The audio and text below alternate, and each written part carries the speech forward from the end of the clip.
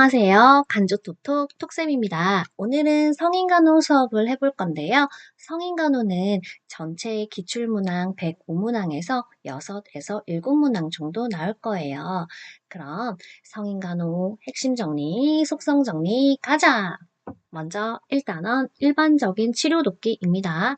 일반적인 치료 돕기에서는 특수치료가 먼저 나오는데요. 특수치료는 여러분들에게 익숙한 수술을 의미하는데요. 외과적인 수술을 의미합니다. 보강치료는 제목 그대로 보강, 개인을 보강해서 개인의 질병 감수성을 낮춘다, 개인의 면역력을 올린다 같은 치료고요. 대증치료는 증상에 대해서 하는 치료입니다. 우리가 감기가 걸렸을 때 콧물약을 먹거나 하는 것들이 거기에 해당되고요. 혈압이 높은 분들이 혈압약을 먹는 것들이 대증치료에 해당됩니다. 치료적 중재에는 안정, 심리요법, 물리치료, 식이요법, 약물요법, 수술요법, 방사선요법 등이 있는데요. 방사선요법은 국소적인 암을 제거하는 치료법이죠. 이제 통증에 대한 이해해 보실게요. 통증이란 실제적 또는 잠재적 조직 손상이나 이와 관련하여 표현되는 감각적이고 불쾌한 경험을 의미합니다. 노인은 젊은이에 비해서 통증 강도가 더 크고요. 성격과 내성에 따른 강도 차이가 있다라고 보시면 되고, 주의 집중도를 다른 곳으로 돌렸을 때 통증이 덜하죠. 우리가 아플 때 아픈 것에만 집중하지 않고 다른 재밌는 넷플릭스를 보거나 아니면 유튜브를 보거나 하는 것들이 통증이 덜 느껴진다. 주의 집중도를 다른 곳으로 돌렸을 때 통증이 덜하다라고 보시면 되고요. 이제 급성 통증과 만성 통증 볼게요. 급성 통증은 통증이 지속된 지 6개월 미만이 된 통증으로 교감신경을 자극해서 혈압과 맥박이 상승되고요. 맥박이 상승되면 같이 상승하는 거 뭐죠? 호흡수죠. 호흡이 증가되고 동공이 확대되고 발한과 창백 등의 증상을 나타냅니다. 만성 통증은 통증이 6개월 이상 지속되어서 부교감 신경이 자극된 상태예요. 지속적인 통증으로 인해서 우울의 증상을 느낄 수 있습니다. 표제 통증입니다. 표제 통증은 과민한 통각, 날카로운 통증, 그리고 지속 시간이 짧은 특징이 있고요. 통증 위치의 파악이 쉬워요. 우리가 종이에 손가락을 살짝 베었을 때 표제 통증을 느꼈다라고 보시면 되는데 그럴 때 우리 되게 따갑고 통증 위치가 어딘지 금방 파악되죠. 그리고 빈맥이 올 수 있습니다. 그런 게 표제 통증이고요. 심부 통증은 근육, 관절, 자율신경과 관련된 반응으로서 환자에게 나타나는 증상은 창백, 땀, 구역, 구토, 섬액, 혈압 강화, 기절, 쇼크 같은 증상이 올 수 있습니다. 둔하고 쓰린 통증이 나타나는 특징이 있고요. 심부 통증은 지속 시간이 길고요. 어디인지 위치가 넓게 퍼져 있어서 위치 파악이 어려운 특징이 있습니다. 쇼크 환자 보실게요. 쇼크란 순환 보전으로 인해서 산소 결핍이 오고 그럼으로 인해서 조직 손상을 초래한 것인데요. 그래서 쇼크 환자일 때 우리가 가장 먼저 하는 간호 뭐죠? 트렌델렌버그 포지션, T 포지션, 다리를 올려주는 자세를 그래서 해주는 거죠. 쇼크에는 종류가 많이 있는데요. 대표적인 쇼크로는 아나필락틱 쇼크가 있어요. 벌에 쏘이거나 약물 알러지 반응 또는 우리가 먹는 음식의 알러지 반응으로 유발될 수 있습니다. 그래서 항생제를 맞기 전에 병원에서 피부 반응 검사를 하는 것도 알러지 반응을 미리 확인하기 위해서 피부 반응 검사를 하죠. 자, 이제 경련 간호입니다. 경련일 때 가장 먼저 하는 거, 중요한 거 뭘까요? 기도 유지죠. 경련일 때 기억, 기도 유지할 때 기억, 기억해 주시고요. 필요시에 산소를 공급하고요. 경련 환자는 주변 물건들을 정리하고 측이해서 환자가 내뱉는 침이나 다른 이물질이 입 안에 흡입되지 않게 합니다. 경련 현상을 기록해야 합니다. 다음 질환으로는 근골격계 질환입니다. 근골격계 질환에서 가장 먼저 나오는 건 골관절염이죠. 골관절염은 퇴행성 관절염이라고도 합니다. 나이가 들면서 많이 발생하는데요. 관절에 염증성 변화가 생겨 관절의 저하, 연골의 탄력성이 저하된 상태를 얘기합니다. 지금 보시는 사진이 퇴행성 관절염 환자의 엑스레이인데요. 무릎을 엑스레이 사진으로 찍은 사진입니다. 정상 무릎을 보시면 뼈와 뼈 사이에 공간이 충분히 있어요. 그래서 우리가 움직일 때 충분히 충격 흡수를 해주는 거고요. 퇴행성 관절염이 있으면 이렇게 관절이 좁아지면서 뼈 사이의 공간이 급격하게 줄어들면서 뼈와 뼈가 맞닿아서 엄청난 통증을 주는 게 특징입니다.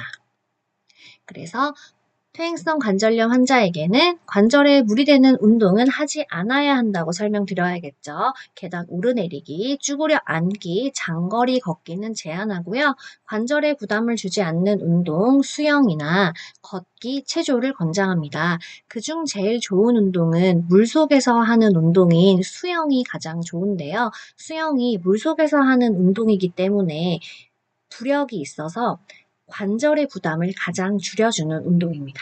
그리고 칼슘과 비타민 D를 섭취하는 것을 권장합니다.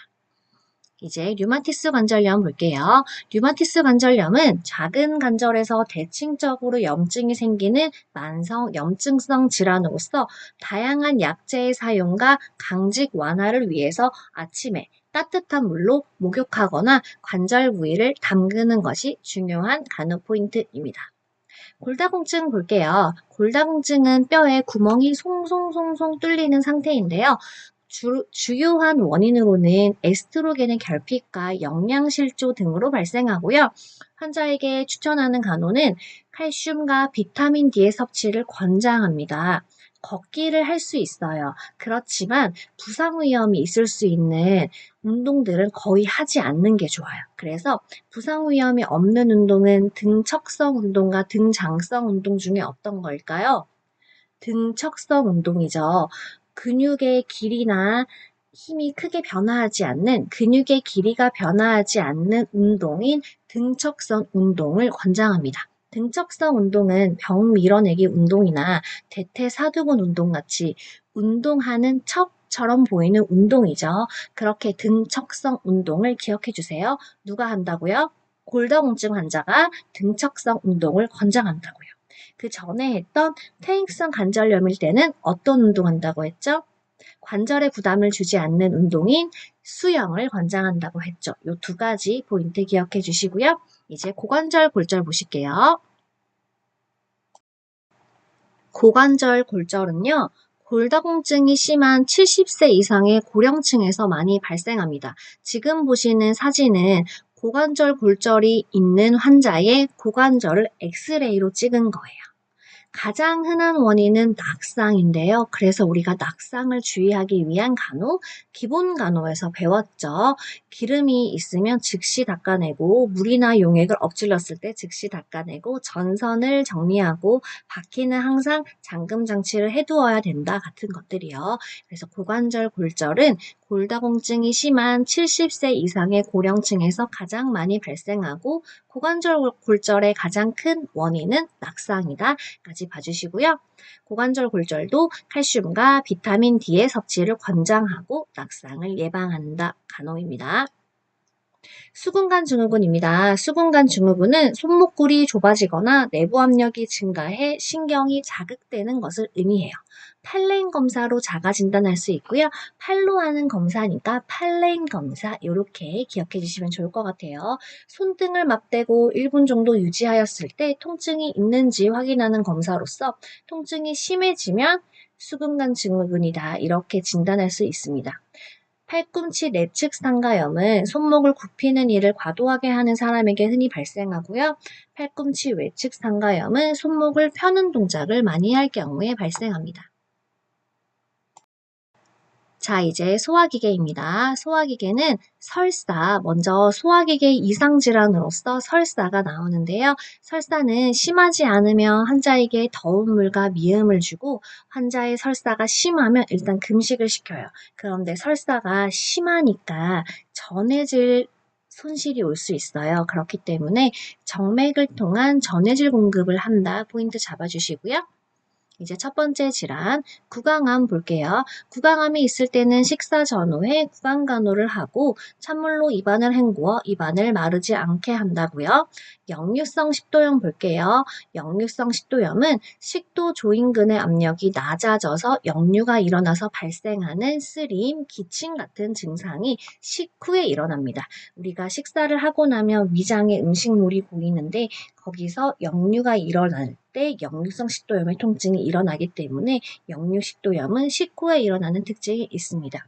간호로는 부드러운 음식을 소량씩 먹고 자기 전에 3, 4시간 안에는 먹는 것을 피하고요.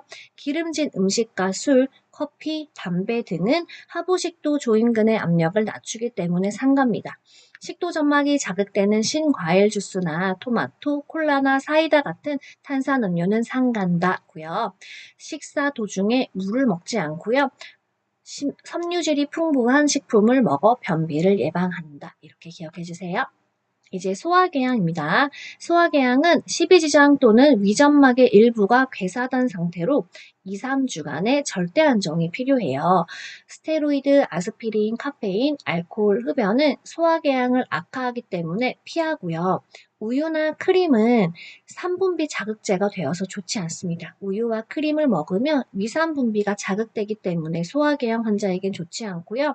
고단백질, 고비타민 식사를 권장하는데요. 고단백질은 위에 점막 재생을 도와주는 데 필수적이고 고비타민을 먹는 이유는 치유 과정에 필수적이기 때문에 고비타민 시기를 권장합니다. 소화궤양은 위내 정체 시간을 짧게 하는 게 좋습니다. 왜? 위산이 소화궤양을 더 심하게 하기 때문입니다. 위절제 수술 환자 간호볼게요. 환자가 위절제 수술을 받고 나면 환자에게 정맥으로 수액과 영양을 공급하고 유동식은 하루 1일에서 6회 정도 나누어 섭취하고 저섬유질 음식을 자주 섭취하도록 합니다.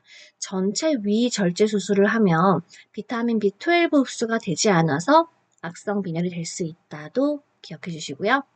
이제 덤핑 증후군 볼게요. 덤핑 증후군은 고농도의 당질이나 전해질이 위에서 소장으로 급격하게 통과하기 때문에 이를 희석하기 위해서 몸에서 다량의 세포 외액이 공장으로 소장으로 들어오기 때문에 발생합니다.